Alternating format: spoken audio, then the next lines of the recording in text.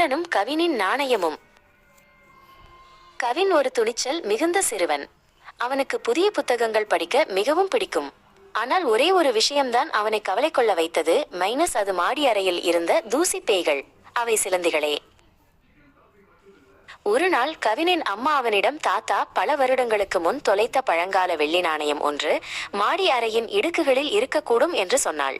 கவின் அந்த நாணயத்தை தேட முடிவு செய்தான். கொஞ்சம் பயத்துடன் தான்.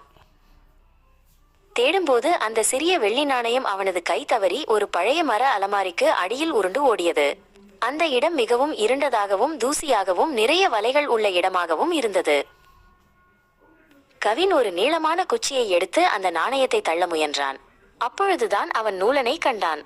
நூலன் ஒரு சிறிய அழகான சிலந்தி. அது ஒரு மூலையில் மிக மெலிதான சிக்கலான வலையை நெய்து கொண்டிருந்தது. நூலன் செய்யும் வேலையின் நுணுக்கத்தை கவனித்த கவின் பயத்தில் உறைந்து போனான். அவன் குச்சி நழுவி கீழே விழுந்தது. நூலன் தனது சிறிய கால்களால் அந்த குச்சியை மெதுவாக தட்டி, பயப்படாதே, நான் என் வேலையை செய்கிறேன் என்று சொல்வது போல காட்டியது. உள்ளே மிகவும் இருட்டாக இருக்கிறது, என்னால் நாணயத்தை பார்க்க முடியவில்லை என்று கவின் சத்தமில்லாமல் நினைத்தான். நூலன் அதை கேட்டது போல தன் பின் பகுதியிலிருந்து ஒரு மெல்லிய ஒளிரும் நூலை அலமாரியின் அடியில் நீட்டியது.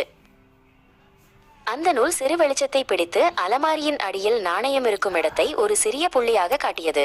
நூலன் ஒரு பொறியியலாளன் போல மிக துல்லியமாக வேலையை செய்தது. கவின் பயம் நீங்கி ஆச்சரியமடைந்தான்.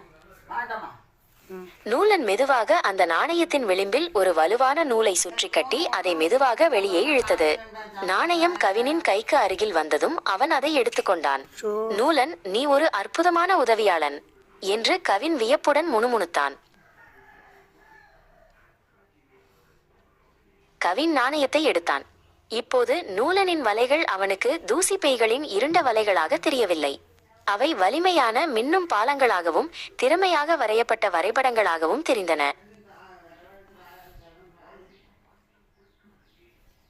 கவின் மாடி அறையை விட்டு இறங்கி தனது புதிய நண்பன் நூலனை பற்றி அனைவருக்கும் பெருமையுடன் கூறினான்.